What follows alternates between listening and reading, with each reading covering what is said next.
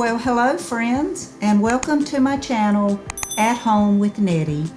In today's video, I'll show you how I updated this boring laminate countertop to a faux marble design using paint, epoxy, and resin. First of all, I sanded and cleaned the surface and applied 2 thin coats of an enamel primer. For the paint, I used the same ultra white I recently used to paint my walls. For the veins, I used some paint that I had left over from another project, and I used 2 small paint brushes and a sea sponge, and that was it.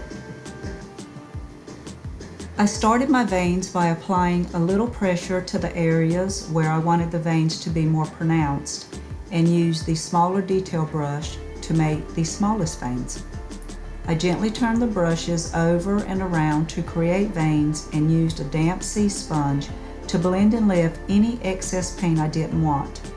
You guys, let me tell you, this was an easy project. You're basically just creating random staggering lines and connecting them in various places. I looked at a lot of images of marble and decided I only wanted a few thin veins on my table. I really just wanted to see a little veining and more of the white marble areas. The beauty of this project and painting the veins freehand is, if you don't like your veins, you can simply go back and take off any amount of paint you don't want before you apply the resin. I would say the most difficult part of the whole project was deciding where to join the veins or which direction to paint them. Other than that, it was all very simple. I even went back the next day and took off some of the veins I didn't like. This is how I use the detail brush for the very fine veins that I didn't blend.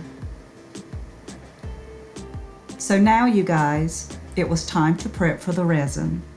I'm fairly new to using resin, but I can tell you from the couple of projects I've already worked on, you need to allow ample time to cover your workspace.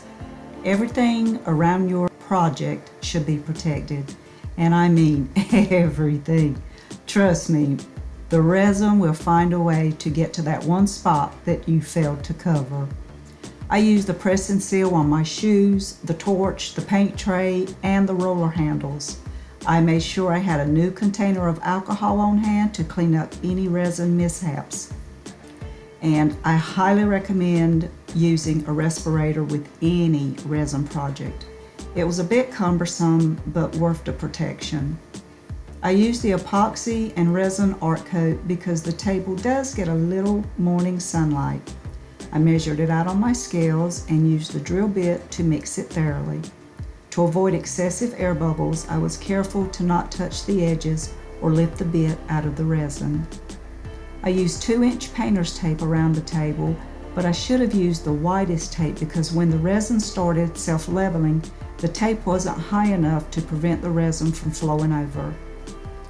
I used the trowel to spread it evenly and a small torch for the air bubbles. I did babysit it all day because the resin dripped for hours.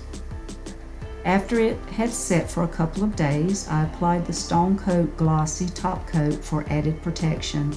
The top coat made a big difference. It's really hard and seems very durable, and I was able to use the table within 3 days. So you guys, this is my take on white Carrara marble. I hope I inspired someone to make their own marble design using this technique. Thanks for watching my video. Please give it a thumbs up if you enjoyed it. I have a few more projects I plan to marble, so if you like this type of content, I hope you will subscribe to my channel to see all my new videos.